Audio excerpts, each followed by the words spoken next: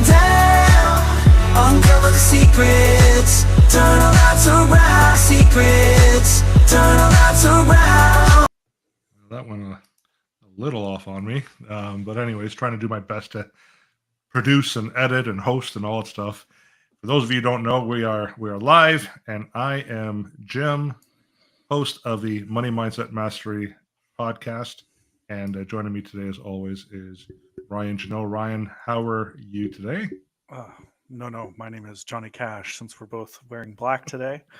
Yeah. I'm doing well, and I know lots of parents out there will be excited. They're probably doing their happy dance as their kids go back to school this week. The freedom of the house for a little bit for those who work at home, but obviously the excitement of seeing your kids walk through the door and telling us about their days, and obviously that is leading to today's podcast, as I'm jumping right into it because I'm excited to get started off with it. So, Well, you should be excited because you wrote the blog post. That is right? true. And that's going to be sent out later on this week. But the blog is Building the Future: Financial Literacy for Kids. Yep.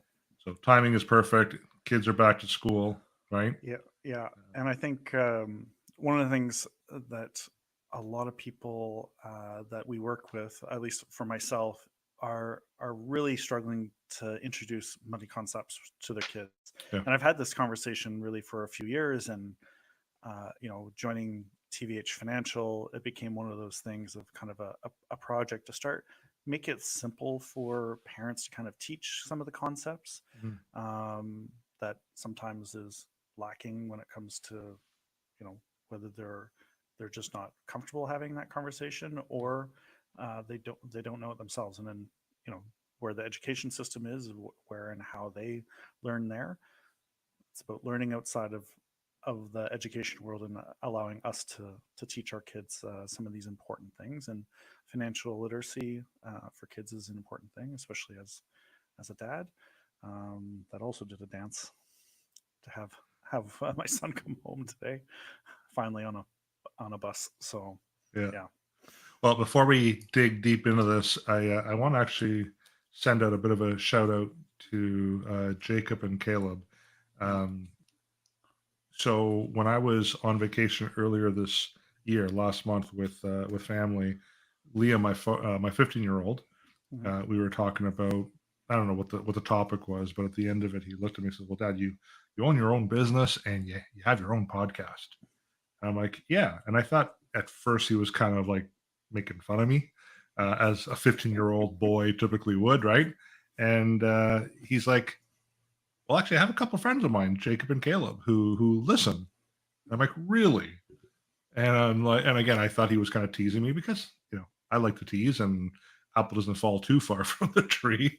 And he's like, "No, like they listen because they want to learn about money, and they get inspired by listening to your podcast." So I thought that's fantastic. We'd love to get this out to a lot more kids as well, because we're not overly technical, right? With our conversations, it's real world stuff that we're talking about.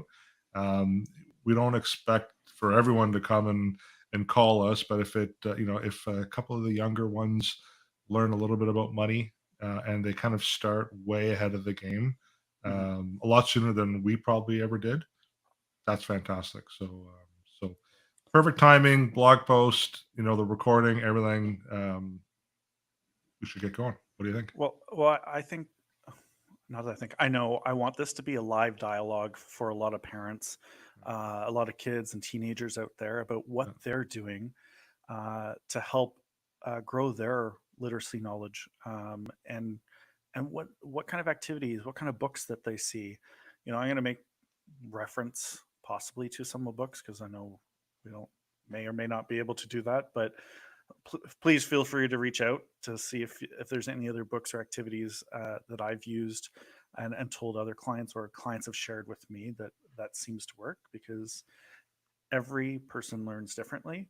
So it's not written in stone. Like I said, I want this to be a live blog discussion document that's out there to really help young adults for that matter, relearn some of these concepts that may be forgotten, and how to really speak the language, the love language of money. So Yeah. Yeah, and for those of you that are watching or listening live, if there is a chat feature in the social media platform, so we're streaming live on YouTube, Facebook, Twitter, and LinkedIn.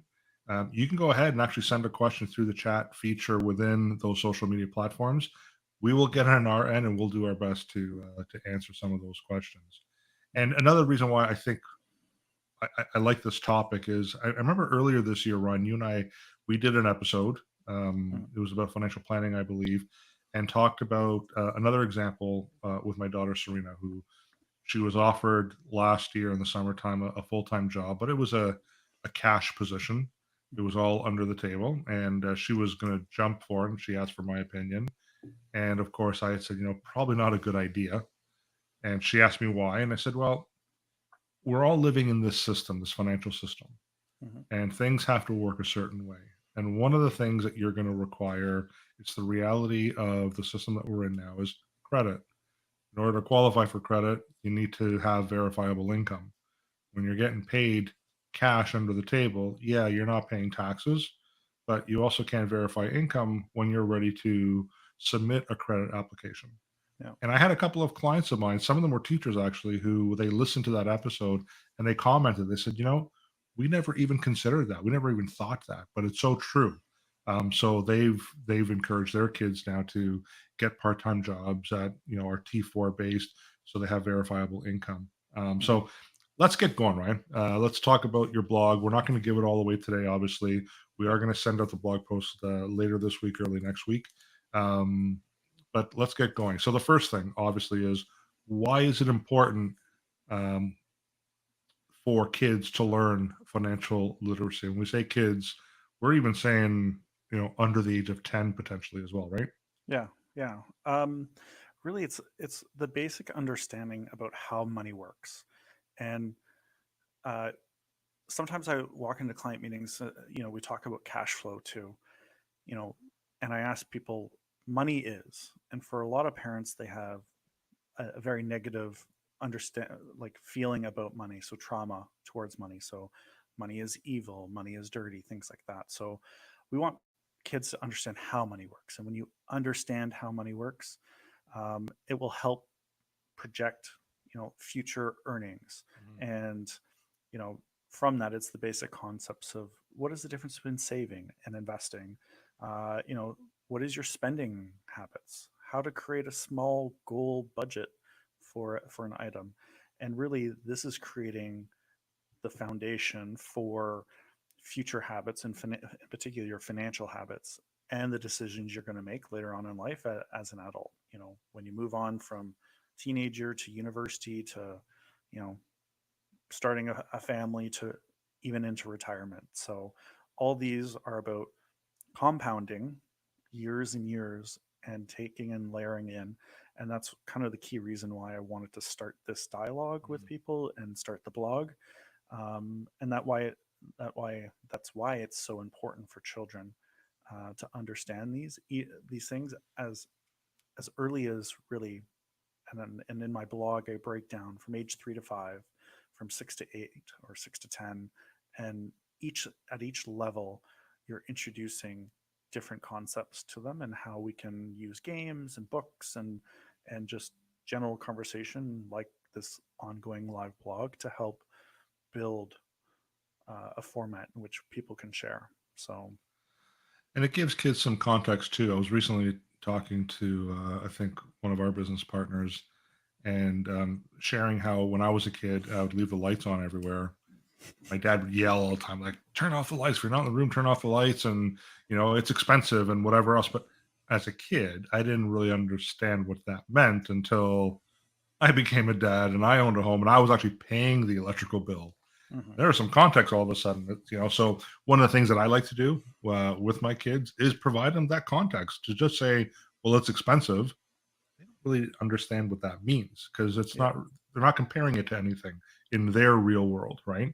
yeah, So I think that's really important if there is a tip that we're going to give off the bat. So yeah, I think context is a big one. And I still remember Serena, she would have been, I think, 6 or 7. She sold some of her toys mhm, and made $20, and she was yeah, so excited. And I'm like, oh, give me $5. And she looked at me, she's like, why? I'm like, tax. She's like, well, what's that? And I tried to explain it to her. And she looked at me all angrily. She's like, well, that's not fair. I'm like, Yeah. I know. So you just start to give them some of these little nuggets along the way to give them some context so they actually have a better understanding of how money works. Right. Yeah.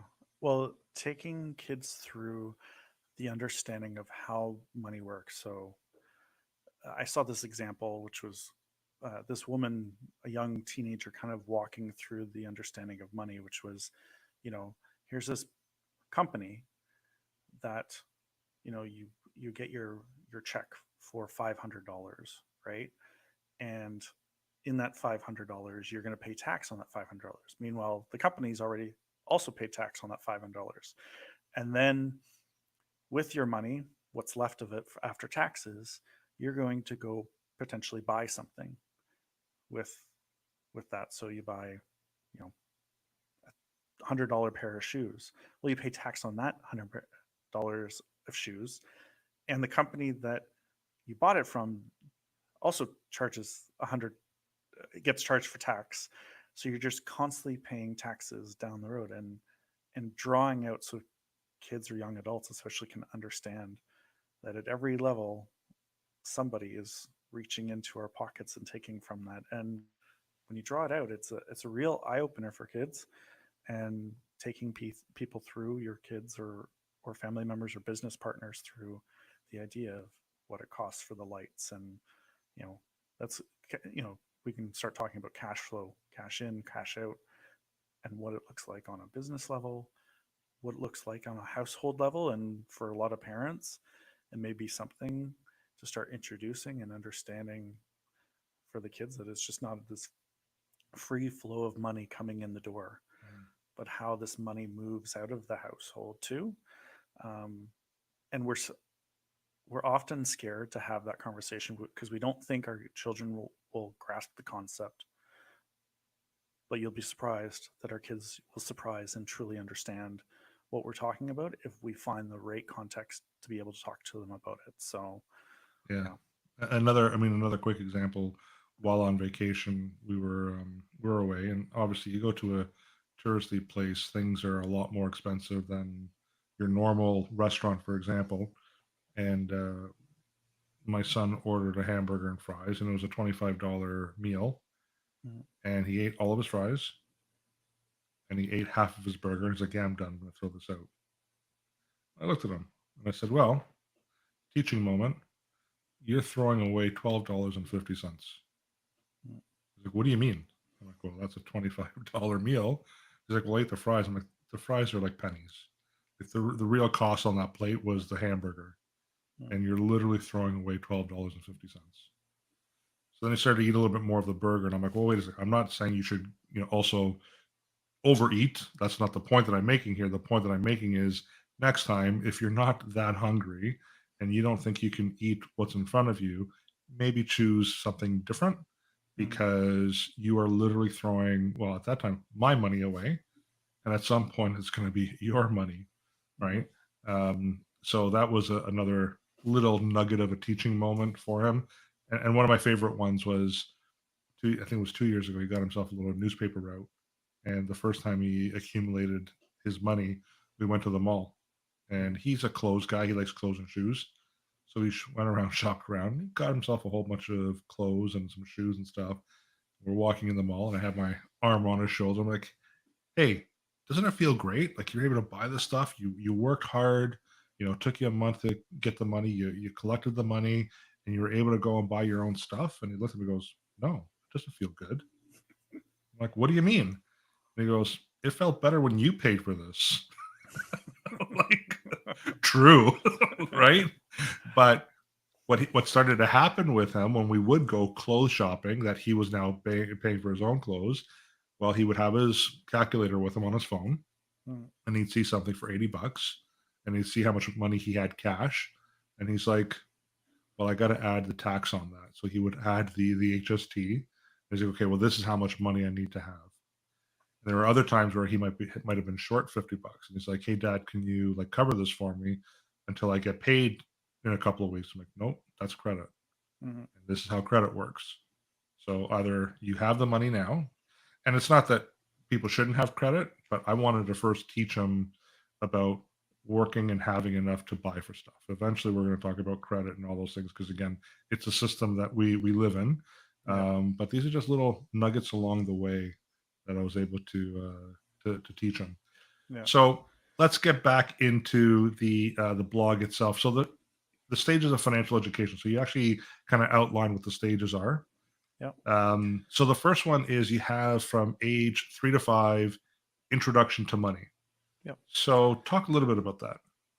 So again, it's the recognition of what money is, because nowadays we're becoming very like transactional, like tapping our cards. So kids don't see that money flowing in and out. So having kids understand what money looks like, touching it, feeling it, understanding what it's used for, the ability to buy and purchase things.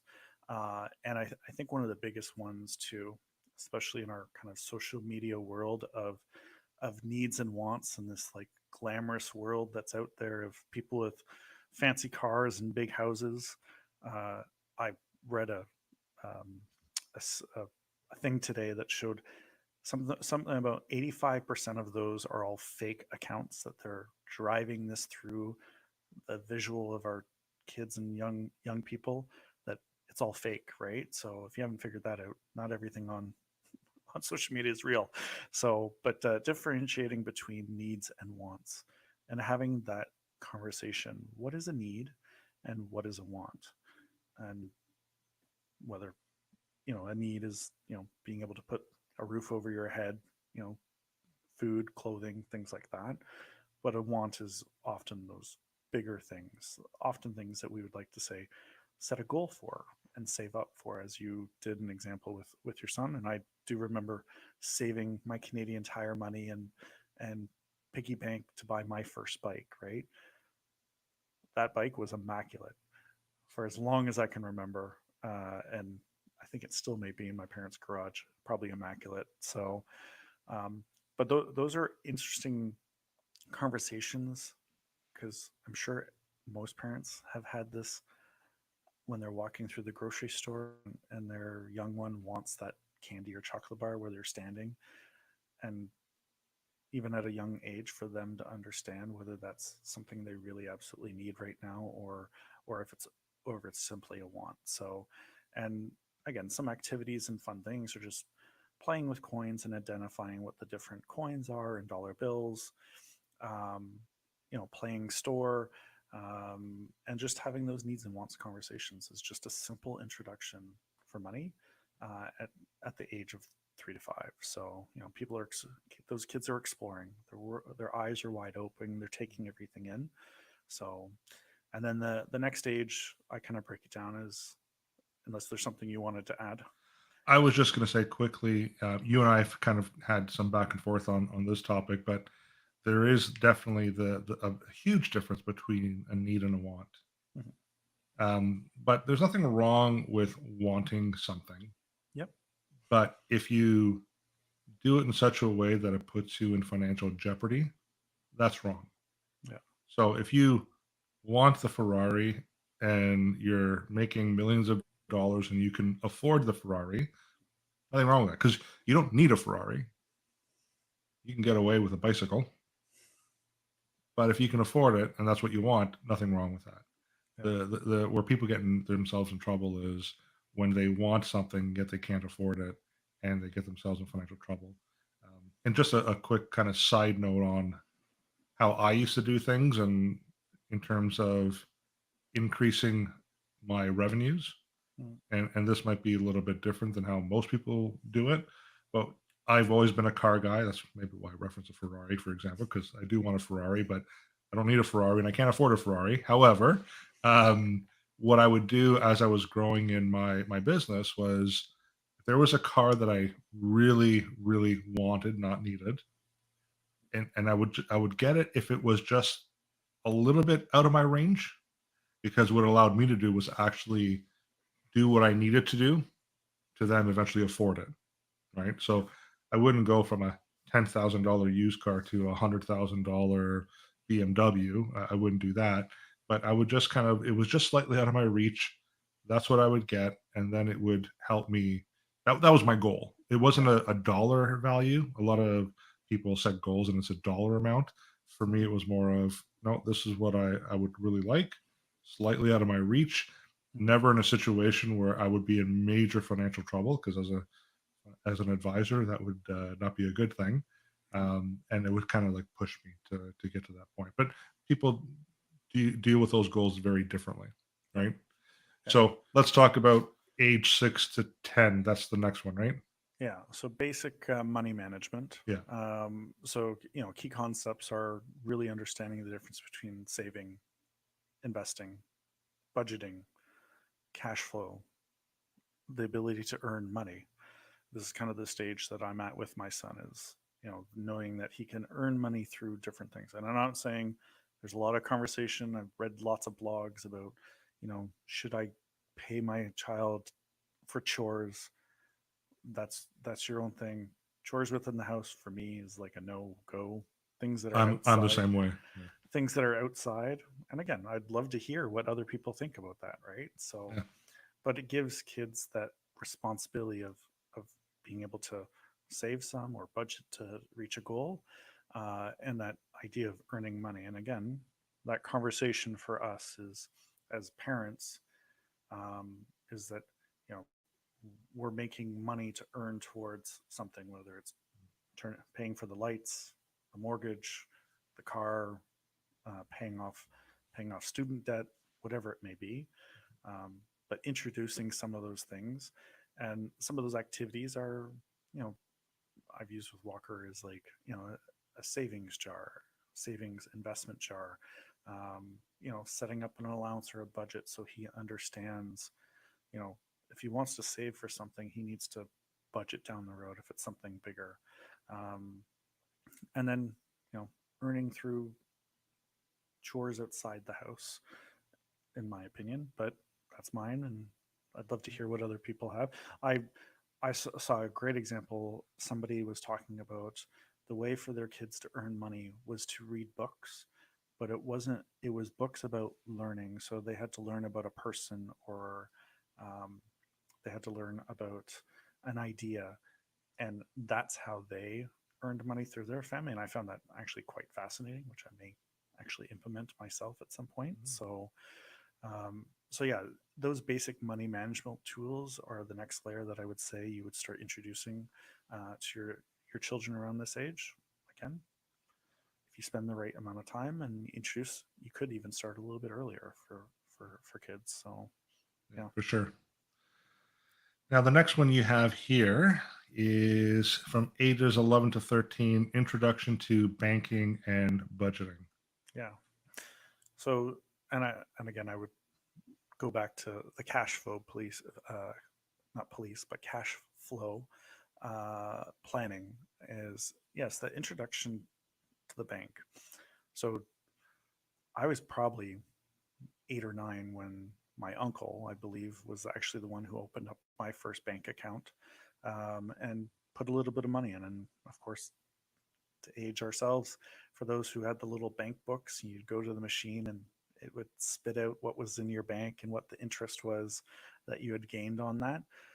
But it's a good time to introduce opening of a bank account for your child, and understanding how interest works, and how budgeting and cash flow works, coinciding. So, and speaking of interest, there was a great quote. Of course, some of you may have heard of Albert Einstein. Interest is known as the eighth wonder of the world, and it is interesting. Compound interest. Sorry, Compound interest. Yeah. Compound interest. Correct. Thank you. Is the eighth wonder of the world, and showing some of those concepts to kids at an early age for them to explore how money can grow with time. So, yeah. So again, as far as activities, taking your child down to the bank and going through the process of opening up an account with them, seeing what kind of things that they want to purchase, and starting little budgeting goals and activities of how they can get towards that goal. And then again, we just talked about, interests and understanding compound interest. and just showing them and demonstrating over time how those, and there's lots of great resources online to use to see how by putting $10 away, every week, or $25 a week, how that can compound, especially in the early years, over time. So, yeah. A question for you, and maybe I have a different opinion on this one. You'd said about taking your child to the bank and opening an account at the bank branch. Yeah. Why do you think that's important? Because I don't think it is, but why do you think it's important? Uh, I think for me, it's the importance of doing the activity or doing the action. Of course, you could probably just as well do it online nowadays, Yeah. as simply. But I think for me, it's just like an old school way of just going and physically going down to the bank, seeing where some money is held, understanding that there's lots of people coming and going that are looking to take money out or put money back in, how the banks or other companies, institutions are set up, and there's people in the office and things like that. And it's just allowing your kid to get out and explore the world, that it's something larger than their house or their school or their sports. um, you know for some families, they don't like taking their kids grocery shopping. I love taking my son grocery shopping because he understands, he's part of the process. And I think it gives them the responsibility of standing at the desk and talking to the cashier or the teller, but I don't know what they call them now. Sorry. Who knows? It's Um, changed. Yeah. yeah, and just helping them fill out the paperwork and doing kind of a process step by step, and them having a voice from the beginning. So I guess that's my reasoning for going to the bank, and it's a road trip, playing music in a road trip. So, Yeah. See, for me, I think it's actually more important that they start utilizing the technology mhm, that's in place, because that's how they're going to actually do their banking and communicate with the bank. yeah, So taking them to the bank branch, in my opinion, is like, well, you said it. It's old school. It's the old fashioned way yeah, of doing it. Branches are shutting down. At mhm, some point, there may never really be a branch any longer, right? yeah, So for me, it'd be more of, I don't want to teach them the old way of doing things, because that's dying off and it's not going to be there anymore. yeah, I'd rather teach them the new way of doing things, yeah, because that's how they're going to actually transact with these virtual institutions, because I think that's kind of where things are headed, right? So yeah, difference of opinion. I don't think yeah, one is right over the other or wrong. But I would suggest, like, my daughter, for example, started university. We didn't have them go through the account or bank account opening process mhm, until she got a job. yeah, We've had accounts for them. yeah, We've done it on our own. But when she got her first job, we're like, well, you're going to need money to be deposited in your account. mhm, So she's like, well, how do I open an account? So we went through the process. Now, in her situation, at some point she was forced to go into the branch because it was an account that we had opened up for her already, and they were just changing names. So they yeah, needed to do that in person. But from then on, I know she would receive her checks, and Serena's like, how do I deposit this? Like, oh, do it on your phone. yeah. What do you mean?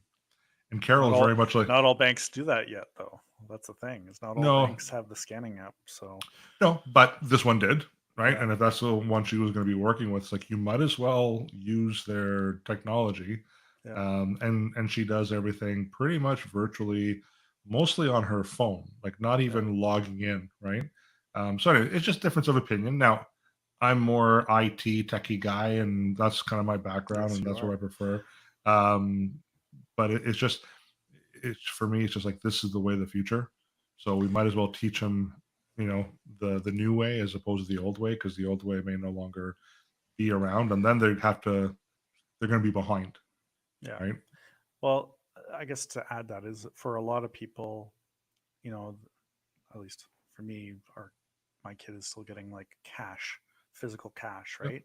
So that idea of the only way to do it is, unless there's something I missed on the techie side, is to physically go down to the bank and deposit the money into the bank. And then I would Yeah. add to what you just said, which is the next step would be to leave the bank and go home and log on to their account and show them the virtual world of that. So, um, yeah, so great Different. combination of understanding both sides and making sure that there's many ways to make sure that our children are learning. And sometimes I think my son's better at a computer than me already at his age. So Right. Well, if anyone's listening live, we would actually like to hear what you prefer. If you think that they should be doing the new way, or if they should be doing the old way, or a combination of the two. And if you're listening to this post live, and this is in the recording, in the comment section, just please, we'd love to hear your opinion and maybe some of the things that you're currently doing with your kids as well. So, very good, very important points that I think we both made. mhm. Yep.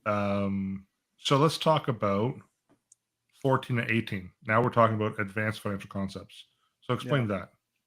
So obviously credit cards, that would be a big one, and understanding even how does your credit rating work. Yeah.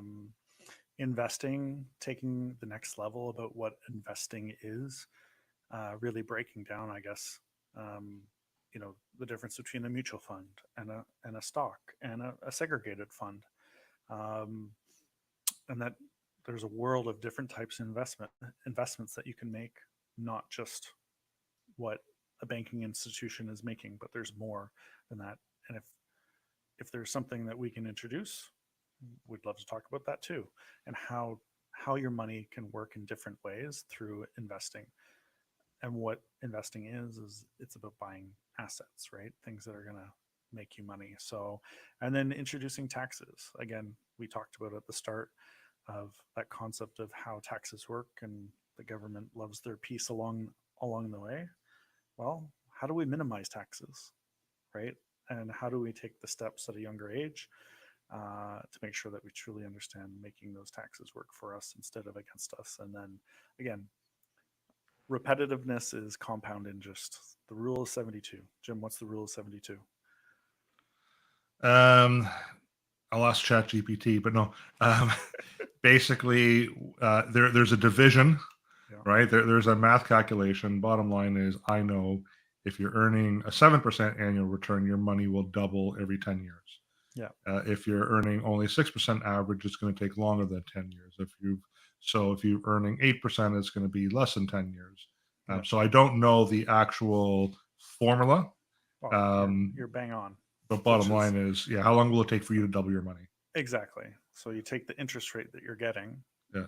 and divide it by 72, and that gives you the number of years it will take. Right. And for a lot of banks that are giving their high interest savings account at half a percentage point, Now they it'll are. take, Yeah. it'll take 139 years for your $100 to double, right? So Isn't it amazing how they were offering these introductory offers at 5-6%, and then they drop off after 3-4 months, and all of a sudden they're paying people 0.5%, yeah, and yet interest rates haven't really come down that quickly. yeah. I just love that.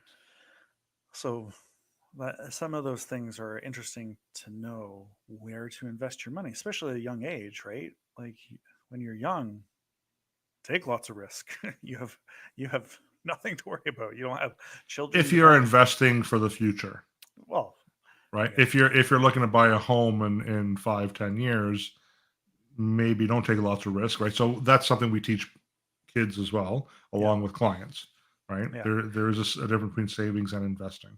So here's something that wasn't even included that we should add. I'll add to the blog, which is like understanding your risk profile, right?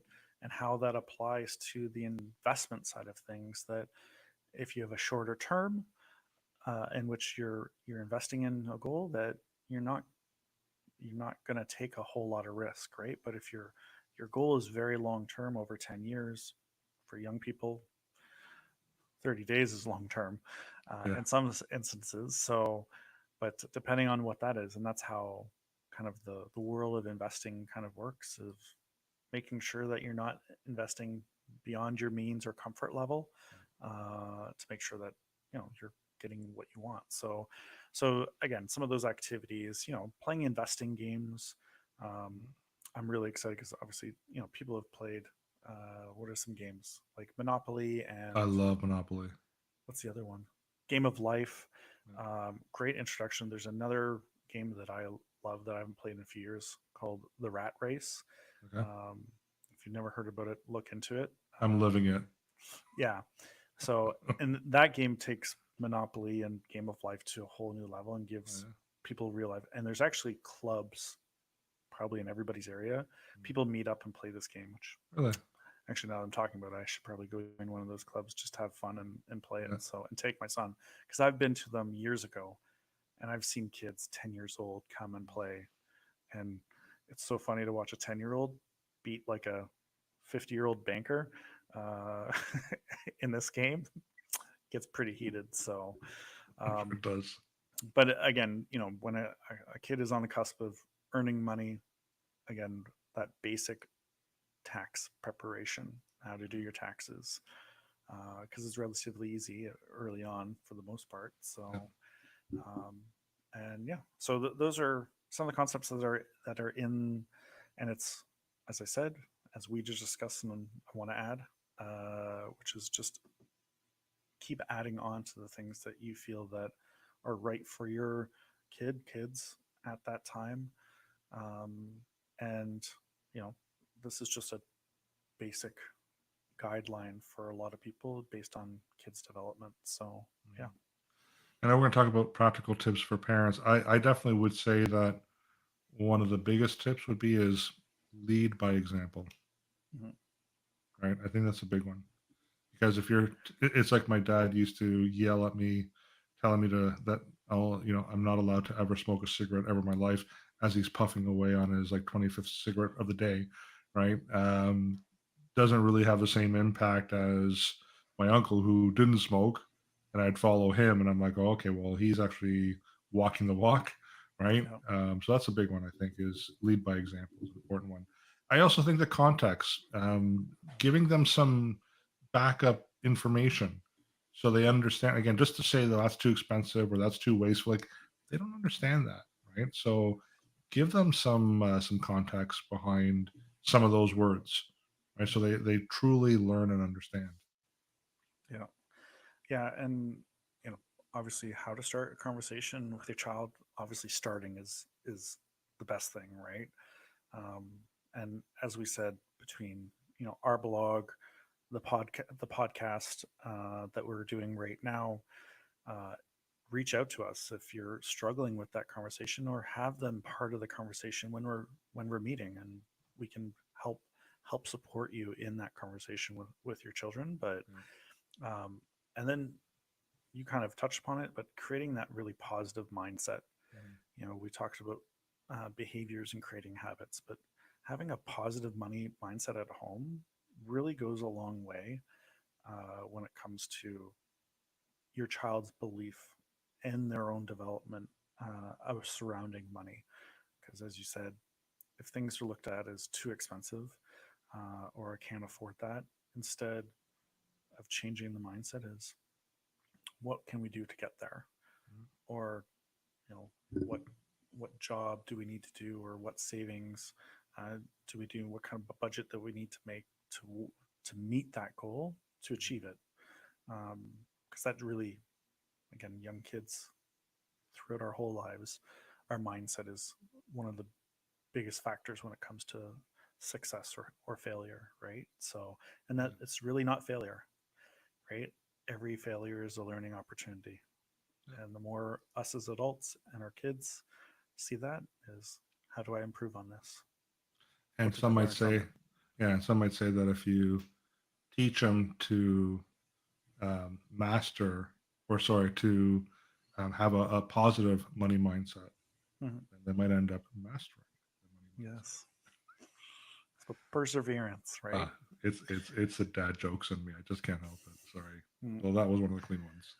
There's a, there's a really great TED talk on grit. It's about perseverance. Okay. Highly Yeah. recommend for families to watch Yeah. together. So, yeah. Okay. Well, I know the next one we talk about some of the long term impact. Some stories to share about financially literate children becoming successful adults. My kids aren't adults yet, but I can share a couple of examples of where I taught him or taught them about investing, for example. Mhm. So I'm going to compare both Serena and Liam. Serena has always been the money hoarder. She doesn't really spend her money. She's probably accumulated hundreds of dollars in gift cards over the years, hasn't spent them. That's just the way she has always been. Yeah. Liam likes to spend his money before it even hits the palm of his hands. That's the way that he is. And one of the things that we did, so going back to an example of how we teach our kids about money, um, what we did in our family was anytime they received birthday money or Christmas money, half of it would go to their advisor, which was me, Mhm. and the other half they can spend on whatever they wanted. We wouldn't question it. We didn't care. They can buy whatever they wanted. Yeah. And what I would do is over the years, on occasion, I would sit down with each of them and I would say, okay, here's all the money that you've given dad to invest for you. And of course, I had to explain what investing meant. This is what it's currently worth today. Mhm. And they would look, and I remember Serena looked at me. She's like, money can make money? I'm like, yeah, it's called investing. Yeah. And again, I kind of simply tried to explain to her how that all worked.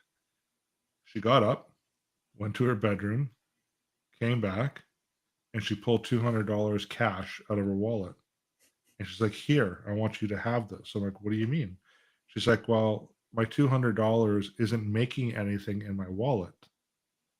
But if I give it to you and you invest it for me like you did the other money, Mhm. then hopefully that'll make money for me. Right. I'm like, Mhm. she learned from that. Right. Yeah. So that was like, I love that. And then during COVID, we kind of played the what would you do if you won the lottery game. Right. Mhm. And of course, when I started, I'm like, yeah, Lamborghini, Ferrari, probably a Porsche, like that's what I was rhyming off. And we went around and Serena's like, I'm going to give it all away, charity and whatever else. And then we land on Liam, Yeah. and he would have been at this point 11, maybe 12 years old. And I said, so Bud, what would you do if you won $20 million? And he's like, I'd give it to you.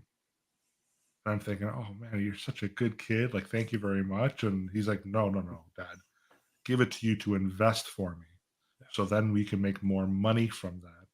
Mhm. Ah, he's picked up on it, right? Mhm. So these are just some examples that you can do with your own kids. It doesn't have to be a lot of money, but to give them the freedom to spend half of whatever without guilt, and to, as long as they save or invest the other half Yeah. for something in the future. And now I'll be honest with you, in their investment accounts that they've accumulated throughout the years, they have enough money that if they need to go and buy themselves a car to get themselves to school or whatever else, it's there. Yeah. If they need money to supplement their education, it's there, right? Yeah. We built that up. And the other thing that I will say too is they will appreciate using their own money for these things. When it's just given to them, Yeah.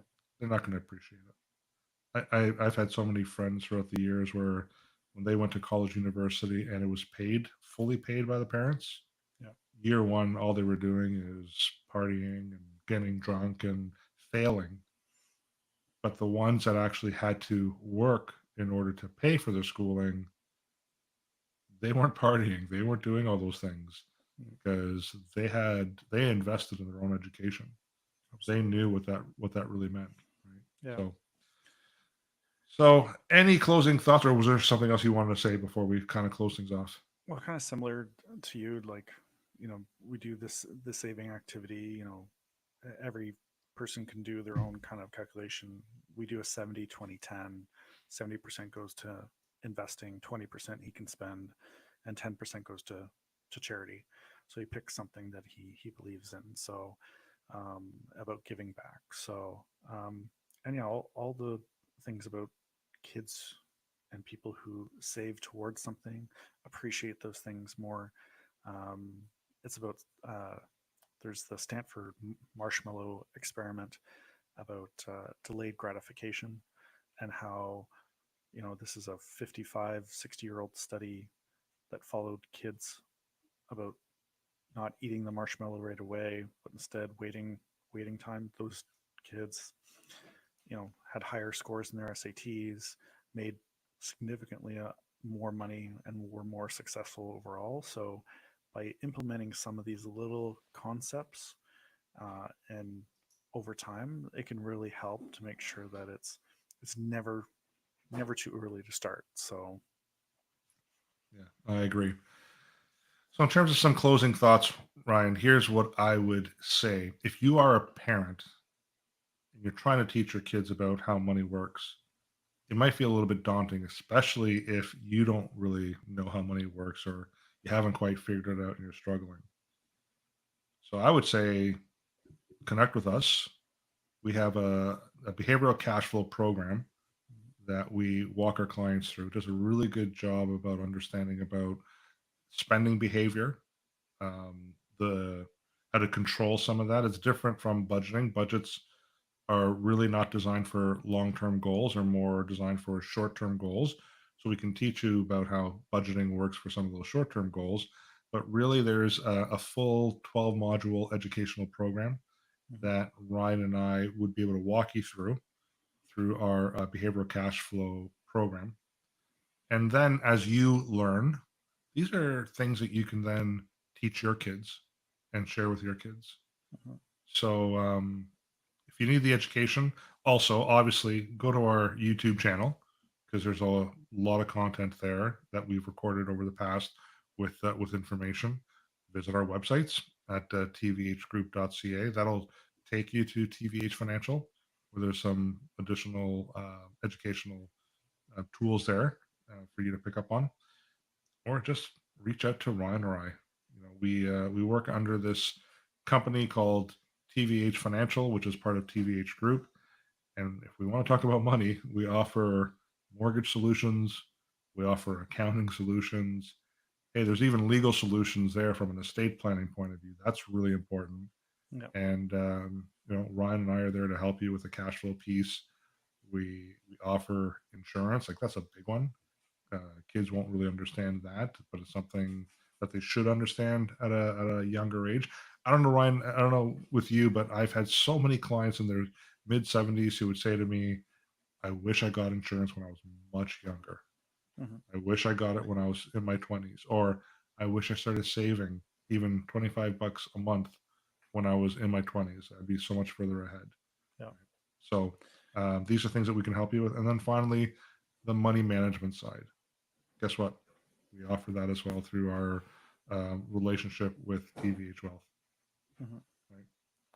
Yeah. I just want to make sure that we really empower ourselves, empower our kids for the next generation to be a lot more money savvy than we are, and not, you know, not expect the government in any way or banking institution to really support us, but that we can make actual smart financial decisions along the way. And in the end, keep listening to our podcast, and make a simple phone call and see where it goes.